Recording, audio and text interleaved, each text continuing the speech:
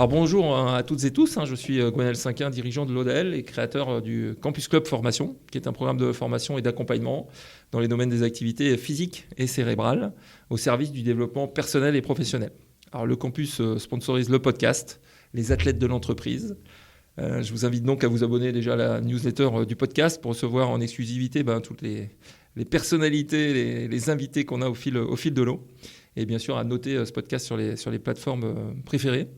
Alors on a eu une chance énorme la dernière fois, c'est d'avoir deux invités dans le même podcast. C'était Louis-Marie Pasquier qui était un des frères fondateurs de Brioche Pasquier et de la marque Pitch, dont je parle assez souvent, et Jean-François Martin qui était entraîneur des espoirs de Cholet Basket pendant plus de 20 ans, et tous les deux ont parlé de la formation, et ça tombe bien parce qu'on va aussi parler de formation aujourd'hui avec Christophe. Super. Et donc aujourd'hui j'accueille dans ce podcast les athlètes de l'entreprise Christophe Inzirilo. Alors il a fait une longue route en plus pour nous rejoindre ici à Vannes, dans la salle de réunion où on se trouve juste à côté de mes bureaux. Et je l'accueille bien sûr avec un immense plaisir. Et Christophe a plusieurs casquettes. Alors j'ai mis consultant, chercheur, entrepreneur. Enfin, il va nous raconter tout ça. Et c'est une figure de référence à la croisée du sport de haut niveau, du management et de la transformation des entreprises, transformation culturelle en entreprise et l'accompagnement des entreprises. Bonjour Christophe. Bonjour. Bienvenue à Vannes.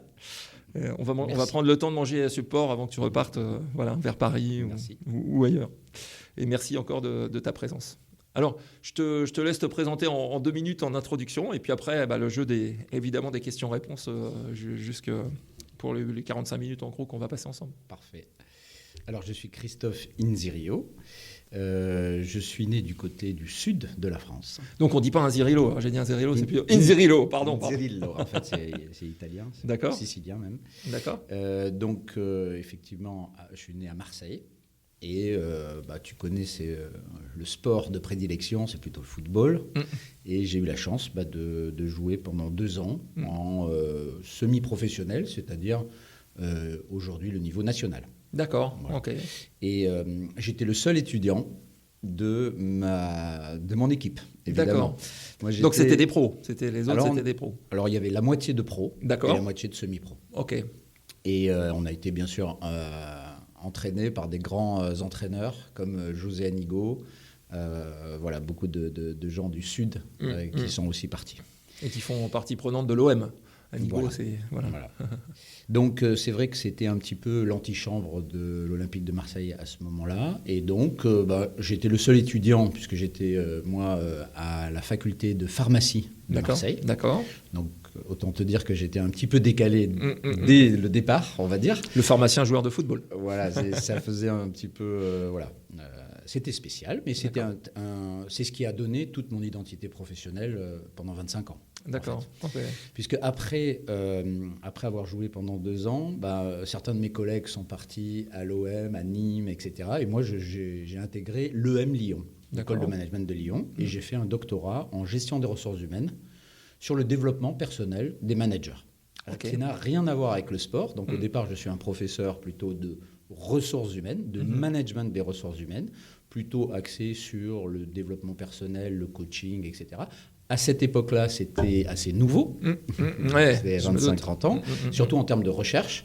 Et c'est ce qui m'a permis ensuite de travailler sur l'utilisation du sport comme matrice pédagogique pour accompagner des transformations managériales. Voilà. Donc, tu as fini la pharmacie, alors, si je comprends bien. La pharmacie aura été un très très bon moment. Et d'ailleurs, je travaille énormément avec des ingénieurs aujourd'hui et dans le domaine scientifique. Donc, ce qui fait que je... Oui, tu as gardé quand même cette culture-là du scientifique. C'est de dire, auquel sport et l'entreprise, ça marche bien, mais on peut peut-être y aller de manière un peu plus profonde. Exactement. Mais c'est surtout mes clients qui sont dans le domaine de l'industrie beaucoup. D'accord, ok, très bien. Donc tu portes un beau t-shirt Heroic Consulting, donc c'est ton métier du moment. Alors c'est quoi ton métier du moment, avant qu'on démarre toute la question? Mon métier du moment, c'est le même depuis l'âge de 26 ans. Okay. C'est-à-dire que je me suis spécialisé dès le départ, dès la fin de mon doctorat, sur l'utilisation du sport comme outil de transformation du management. D'accord. Et bien sûr, au départ, ce n'était pas aussi élaboré, je dirais, qu'aujourd'hui. Mais voilà, donc j'ai fait mes premiers séminaires à Clairefontaine à 27 ans. Ok. Voilà. Et là, j'en ai 55. Un lieu un peu connu aussi, Clairefontaine, dans le football, qui était ta passion, bien sûr. Et à quel moment tu as réalisé justement que le sport avait forgé tes études, ta personnalité, on va dire, et puis cette partie-là qui maintenant te guide depuis 25 ans? Je crois que tout sportif, que ce soit de haut niveau ou praticien amateur, etc., connaît intuitivement la force de l'activité sportive. Okay. Et quand on dit le sport, c'est l'école de la vie, tout le monde le sait. D'accord. Par contre, en faire un métier, en faire quelque chose de transférable, comme tu fais aussi, c'est aussi ma raison d'être avec toi aujourd'hui, c'est un vrai travail, et je m'en suis rendu compte, je dirais, dès le départ, puisque j'ai commencé à travailler, notamment sur cet ouvrage qui s'appelle l'intelligence sportive au service des managers. D'accord. Et j'ai commencé à intellectualiser, en fait, grâce à mon travail de recherche en ressources humaines, le domaine du monde du sport pour en faire des parallèles de transfert entre le sport et le management. Ouais, de manière concrète. De manière plus concrète et, on va dire, intellectuelle aussi. Voilà. Tu l'as dit tout de suite, mais ton doctorat donc, portait sur le développement personnel des managers. Et qu'est-ce qui t'a poussé à faire des recherches précises d'ailleurs sur ce sujet-là, du développement personnel des managers? Alors, il y a toujours des domaines inconscients et des domaines conscients. Ouais, je parlerai que des domaines conscients. Ok. Mais consciemment, en tout cas, le management en général m'a toujours intéressé, même si au départ j'étais plutôt scientifique, parce que j'ai fait maths sup, biologie avant de faire la faculté de pharmacie. Mais je me suis vite rendu compte que c'était plutôt les sciences humaines et sociales qui m'attiraient. Et donc dans le monde de l'entreprise, elles s'incarnent plutôt chez les managers et les dirigeants. Donc en fait, je me suis assez tôt rendu compte que c'était plutôt ma passion, le management des ressources humaines, etc. Et donc, le développement personnel, c'était un concept émergent à ce moment-là, d'ailleurs plutôt controversé à ce moment-là. Et donc, j'ai essayé de lui donner une couleur plus qu'on a aujourd'hui, qui est assez classique. On est professeur de développement personnel et leadership, et personne ne se pose trop de questions. Parce qu'effectivement, ce que j'ai montré, c'est qu'il s'agissait tout simplement de développer des méthodes qui permettent de développer les soft skills pour les managers. Donc c'est extrêmement simple à dire comme ça. Par contre, à mettre en œuvre, à travailler, etc. Donc j'ai fait un grand travail sur ma thèse, sur 3 grandes entreprises où j'ai interrogé à la fois des consultants, des managers de ressources humaines, des dirigeants, pour essayer de comprendre comment on pouvait créer des dynamiques de développement personnel des managers à l'intérieur de grands groupes. Et c'est ce que je fais aujourd'hui. Ok, au travers d'Heroic Consulting. Donc, si tu as un truc que tu as découvert en particulier avec ça, si tu retiens de ton doctorat, de l'époque, etc., est-ce qu'il y a une chose particulière que tu gardes? Alors, il y a des milliers de choses. Il y a des milliers de choses. Déjà, mais je vais t'en dire. Milliers d'individus, millions d'individus. Et milliers de choses, parce que c'est absolument comme toi, on a la même passion de l'utilisation du sport comme ressource pédagogique. C'est absolument infini et extrêmement dense. D'accord. D'ailleurs, j'en profite pour dire que très souvent, quand je parle de mes collègues professeurs de sport de l'université, par exemple de l'UNIL, et que j'en parle à mes collègues de l'université, non pas de l'université, mais de l'ESCP à Paris, parce que je suis senior fellow à l'ESCP, très souvent, ils sont choqués de savoir qu'on a des docteurs, des thèses, des chercheurs extrêmement précis sur le mental sportif, sur la tactique, sur le management, etc. Et en fait, ce que je peux dire de ce que j'ai découvert, c'est que en faisant ma thèse, moi, sur le développement personnel, j'ai utilisé la théorie de la structuration de Anthony Giddens, qui est un sociologue et qui a énormément travaillé pour comprendre comment les acteurs se développent à l'intérieur d'un système et créent ce système et le font perdurer. Donc on travaille énormément les règles et les ressources. Donc l'acteur tire sur ces 2 éléments. Donc ça, c'est plutôt de la sociologie du management. Et je dirais que c'est ce que je retiendrai, s'il y avait une seule chose à retenir de mon... C'est l'objet de ma question. Ouais. de mon travail de doctorat au départ, c'est l'utilisation de cadres théoriques puissants qui permettent d'apporter une valeur ajoutée à nos managers dans les programmes de transformation, dans l'accompagnement. Donc pour moi, la théorie de la structuration a été très importante et ça fait écho au fait que du côté du monde du sport, il existe aussi énormément de connaissances, de savoir-faire, de théorie et aujourd'hui, je suis un petit peu entre les deux mondes. Moi, je viens plutôt du monde du management. Mes collègues sportifs et professeurs de sport, notamment de l'UNIL, sont du côté du monde du sport. Et nous essayons de faire le maximum de transfert aussi au niveau théorique et contenu et articles de recherche. Donc, en fait, ce travail... Cette passerelle un peu que tu essayes de... Alors, cette passerelle que tu utilises et que Jean-Pierre a énormément... Jean-Pierre Dolly aussi, qui écrit beaucoup sur l'entreprise et le sport aussi. Qui a initié énormément de choses d'ailleurs à l'ESCP aussi. Ça existe aussi au niveau théorique, scientifique, article de recherche. Et donc en fait, ces deux mondes, on essaye de les faire cohabiter et de s'inspirer, nous les consultants, on va dire, de la recherche et inversement pour pouvoir apporter des choses... concrète et scientifique et et ça légitime d'un autre côté aussi évidemment si on va faire appel à la science sur ce champ-là. Moi je suis pas très positif sur la légitimation mais par contre sur l'apport de contenu et la pertinence. D'accord. J'essaye et l'efficacité donc. Voilà et l'efficacité pour l'efficacité. En fait on essaye de trouver les éléments les plus percutants, impactants pour nos managers qui doivent se débrouiller un petit peu avec qui ont besoin d'être robustes et c'est pas facile d'être robuste. Voilà, tu les connais bien aussi. Oui, tout à fait. Alors, tu as fondé donc plusieurs. On a parlé d'Heroic Consulting. Tu as fondé donc plusieurs structures comme Coribos également avant. Et donc, donc tu es entrepreneur. Alors, tu accompagnes des entrepreneurs et des entreprises, mais tu es aussi avant tout entrepreneur. Et c'est quoi les valeurs qui t'ont porté justement à la création de ces structures ?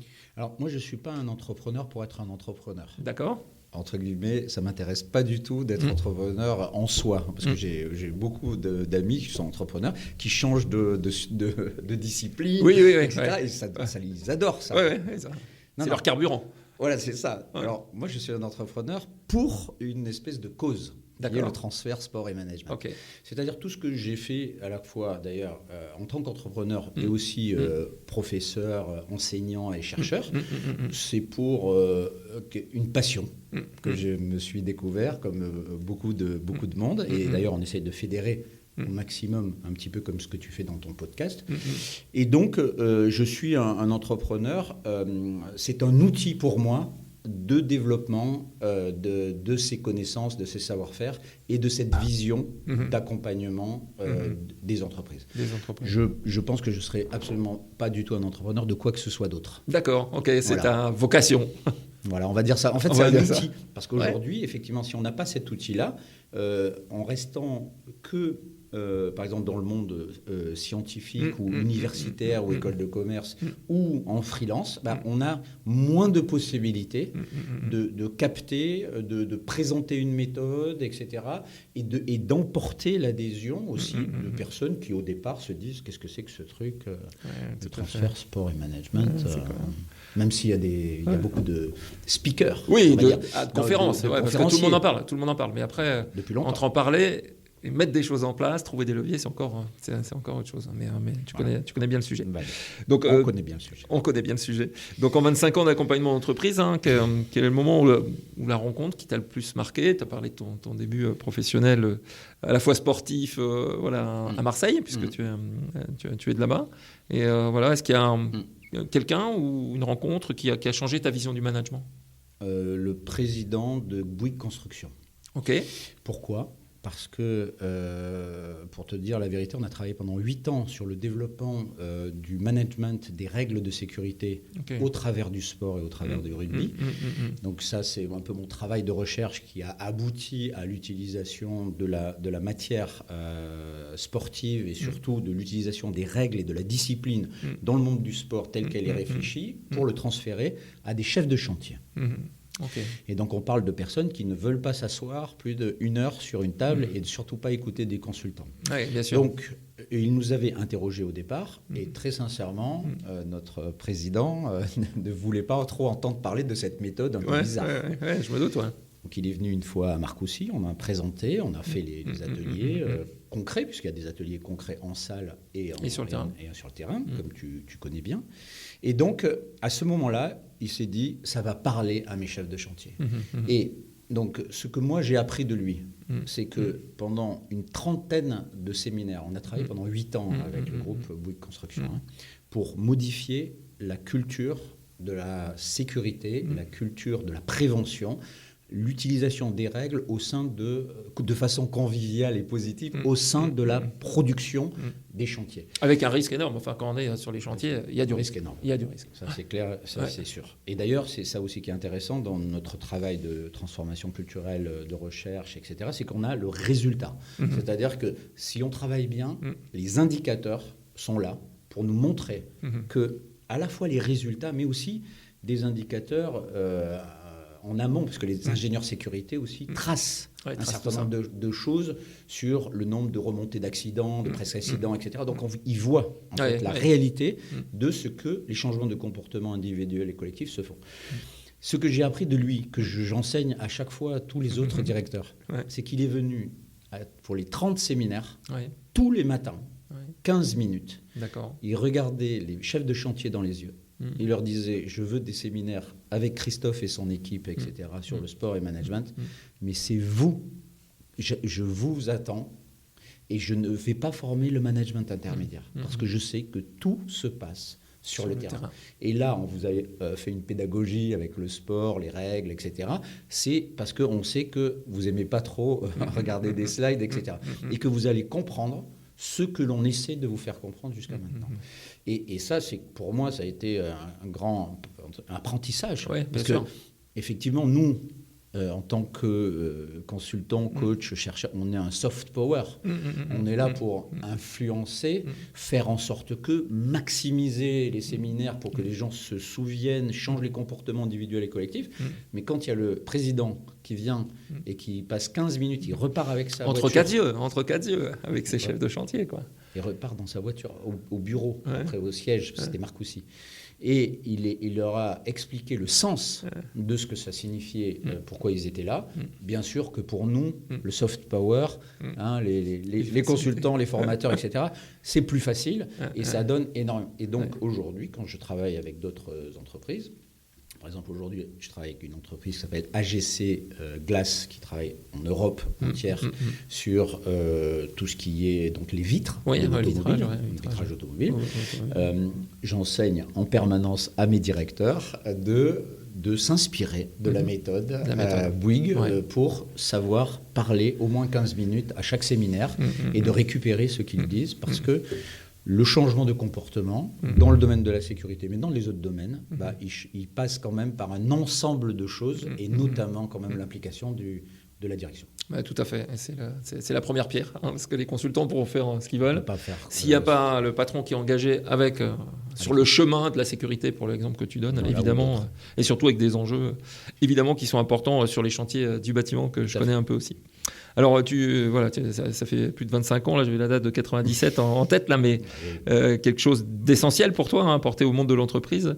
Et c'était pas évident à l'époque. Alors, tu dis, et tu l'as évoqué tout à l'heure, sport entreprise, développement personnel, tout ça, il y a 25-30 ans. Bon, j'ai eu la chance de faire quelque chose d'innovant. Après, ça, c'est ma personnalité, j'aime bien l'innovation. D'accord, mais je m'en suis rendu compte en commençant, en étant aussi chercheur, etc. Mais oui, c'était innovant, c'était un petit peu en avance par rapport au temps. D'accord ? Je me souviens d'ailleurs que le premier directeur de Clairefontaine m'a dit, quand je suis arrivé à 27 ans, il m'a dit « Je veux bien, parce que tu es du sérail, tu es un footballeur, etc. Tu vas faire des formations, je te demande d'une chose, tu viendras quand tu veux, tu seras toujours le bienvenu, tu fais des choses de très haute qualité. » Et ça, c'est encore une autre chose qui m'a marqué, parce que ça nous a aussi donné cette idée que dans le monde du management de l'entreprise, de très grandes entreprises et du sport, on a cette exigence de performance. Et c'est ce qui m'a aussi amené, entre guillemets, à dès le départ, à essayer de faire de notre mieux, puisqu'après, bien sûr, on était aussi et on est toujours une équipe. Tout à fait. L'excellence, c'est aussi le sport de haut niveau et tout ça que tu vois. C'est le haut niveau en général. Le haut niveau en général. Ça, c'est intéressant. Oui, le haut niveau dans le sport et en dehors. Dans le haut niveau, quel qu'il soit, que ce soit mathématique, scientifique, opérationnel, artistique, etc. Donc après, effectivement, moi je milite pour que le sport soit le leader de l'utilisation de ce qu'on appelle les détours pédagogiques, mais c'est parce que c'est culturel et que c'est une des plus grandes cultures que l'on ait dans les sociétés modernes, tout simplement. Alors une autre question, tu as parlé d'une très grande entreprise qui est Bouygues, donc tu arrives souvent dans les grandes entreprises quand tu prends contact pour proposer tes services. Comment tu expliques à des dirigeants qui peuvent être parfois sceptiques? Alors le sport déjà ça ne parle pas à tout le monde, et de se dire comment ça va pouvoir me servir, comment tu arrives à les sensibiliser à ce qu'ils se disent tiens, ils vont emmener mes managers sur le terrain de sport, de basket, de rugby, peu importe le terrain que tu choisis pour le faire. C'est pas le sport en tant que tel qui est important, c'est ce qu'on va vivre sur le terrain qui est important. Comment tu arrives à mobiliser l'escrime? Voilà. L'escrime. Alors vraiment, pas du tout. Ok. Donc c'est bien utiliser les ressources pédagogiques de l'univers d'une entreprise, qu'elles soient artistiques, qu'elles soient de consulting, qu'elles soient... C'est plus, je dirais, ce serait plus dans ce sens-là. C'est d'avoir aussi en interne des grandes entreprises des experts qui savent bien connaître les experts du monde du sport et management et utiliser à bon escient, sur les bons projets, les ressources du monde du sport. Donc ça, c'est déjà un point important. C'est-à-dire que je ne pense pas du tout que ce soit une solution à tout. Ensuite, plus on l'utilise bien, plus on connaît le marché, les consultants, la manière de faire, plus on va utiliser au bon moment, à bon escient, les ressources. Moi, je trouve que ce sont les sponsors du monde du sport qui devraient montrer l'exemple, tout simplement. Et c'est ce qui est passé par exemple avec Orange. Pendant 5 années, on a utilisé tous les partenariats sportifs au maximum de ce qu'on pouvait faire. Au-delà de marquer la marque Orange sur le maillot, c'est justement une vraie collaboration avec l'entreprise pour faire monter en compétence les managers. Donc on avait appelé ça des campus Orange avec un directeur du campus qui est extraordinaire et qui a su mettre à contribution les investissements déjà réalisés par son entreprise, mais de façon spécifique, au bon moment, au bon endroit. Et après, bien sûr, utiliser les consultants et la formation des consultants pour ça. Donc, moi, je pense que l'avenir, c'est que les entreprises sponsors du monde du sport montrent aux autres entreprises, qui ne sont pas forcément sponsors au départ. Donc, Bouygues n'a pas été un grand sponsor au moment où on avait travaillé du sport, mais peuvent démontrer comment bien l'utiliser et de façon la plus percutante possible, avec le plus d'impact pour pouvoir générer de la valeur pour les entreprises et accompagner les transformations. Super. On est quasi à la fin. C'est toi le timing, c'est toi l'arbitre. Alors, est-ce qu'il y a un sujet, un champ qu'on n'aurait pas exploré là dans notre échange? On n'est pas loin, on va faire 1 heure, je pense. Mais voilà, est-ce qu'il y a un champ dont on n'a pas parlé que tu souhaiterais aborder quasi en conclusion? Après, je te demanderai ton mantra ou ta citation. Alors, les deux peuvent être liés, mais voilà pour terminer avant les rapides questions pile ou face. Ce que simplement je peux te dire, je pense qu'on est au début de l'utilisation du sport comme matrice pédagogique. Je dis souvent, on est à 25% de notre potentiel. Bon. Parce que je t'ai donné quelques thèmes où il y a des spécialistes et demain encore plus. Mais je pense que le spectre d'utilisation du monde de sport est plus élaboré que ça. Il est encore plus différencié dans le management de la sécurité, dans le management global, le leadership, les types de leadership, les types d'offensivité commerciale, le mental de ceci, etc. Et voilà, donc je dirais que ce qui est génial pour quelqu'un comme moi et comme toi qui adorons ce domaine-là, c'est que il y a encore beaucoup de travail, à la fois en profondeur et en largeur sur l'utilisation de ce transfert, et même la légitimité, parce qu'aujourd'hui, je ne peux pas dire, et d'ailleurs ton podcast en est un exemple, que c'est acquis. Pour moi, c'est pas acquis. C'est pas acquis. Du tout. Il reste du pain sur la planche. Ah oui. Ok. Bon, bah merci Christophe. Alors, quelques questions dites pile ou face. Alors, je les cache là, mes questions. Ah oui, tu m'as pas donné les questions. Ah non, je t'ai pas donné les questions. J'essaie de regarder, mais je vois pas. Alors, la première que je te poserai, c'est terrain de sport ou salle de réunion? Ça, c'est sûr que c'est terrain de sport. C'est terrain de sport. C'est ça qu'il faut que je réponde oui c'est ou non. Ah oui ou non, et puis un choisis. petit commentaire avec. Mais bon, les quelques minutes déjà qu'on a passées donnent déjà la réponse. Voilà, c'est pas la peine. Talent ou entraînement? Les deux. Alors, les pour deux. Le coup, c'est le seul joker que tu as. Hein. J'ai un seul joker. Alors, tu l'as dit, c'est ton joker. Ah oui, mais alors il faut faire attention aux questions. C'est clair. Parce que là, clair. Talent ou entraînement, les deux. Pourquoi les deux? Pour le haut niveau, en tout cas, il faut bien recruter les bons talents et travailler énormément. On ne peut pas faire ni l'un ni l'autre, c'est impossible. C'est les deux Ça ensemble. Ça ne peut pas marcher. Manager ou coach? Alors je dirais manager parce que je déteste ce terme de coach. Pourquoi Je sais pas. J'aime. C'est juste parce que c'est la mode et que en fait, comme on l'utilise un peu n'importe comment, on ne sait plus de quoi on parle. À toutes les sauces. Au moins manager. On sait que c'est quelqu'un qui est responsable d'une équipe. Non, t'as raison. Et voilà. Après, est-ce qu'on est un manager coach? Est-ce que le coach c'est l'entraîneur? Est-ce que c'est l'entraîneur, c'est le coach général, etc. Avis aux experts. Okay. Et chacun aura sa réponse. Sa vision de la situation. Alors je rebondis un petit peu sur ce que tu as dit, mais capitaine sur le terrain ou entraîneur sur le bord du banc? Alors, s'il faut choisir, je préfère un capitaine comme bon entraîneur. D'accord. Pourquoi? Parce que c'est mon expérience. J'ai vu aussi des entraîneurs moyens qui réussissaient très bien parce qu'ils avaient choisi le bon capitaine. Okay. Et que ce capitaine, il avait bien sûr intériorisé quelques savoir-faire d'autres entraîneurs avant et savait comment impulser de la performance. Donc si on a à choisir, c'est entre guillemets, si c'est possible. Sprint ou marathon? Marathon, ça c'est sûr. Pourquoi? Parce que le changement culturel, c'est un marathon. Par exemple, on a travaillé avec ArcelorMittal qui, donc à Fos-sur-Mer, on a formé plus de 600 managers avec 6 consultants avec le basket, avec Fos-Provence Basket. Okay. Super. Donc on était un module de 2 ans intégré dans un module global de 10 ans. Ok, vous y êtes parti de... Donc déjà... C'est un marathon, on est sur le marathon, je te confirme. Déjà, ça calme. 2 ans, 3 ans déjà pour nous. Et ça veut dire qu'on est parti, si on travaille sur le long terme. Ouais, on est presque sur l'ultra, là. On n'est même plus au marathon, on est à l'ultra. Là. Voilà, par exemple. Il y a un ultra ici, tu sais, qui est l'ultramarin, qui est assez célèbre en France, qui fait 172 km, donc je t'invite... Moi, je fais le tour de l'île d'Ar, 10 km demain déjà. Mais moi aussi, je le fais, le tour de l'île d'Ar, mais pas l'ultra, pour le coup. Un grand merci Christophe pour cet échange à Vannes sous le soleil et pour tout ce qu'on a pu évoquer sur l'entreprise, le sport, le management de la sécurité en particulier que tu mets en œuvre sur plein de terrains de sport différents.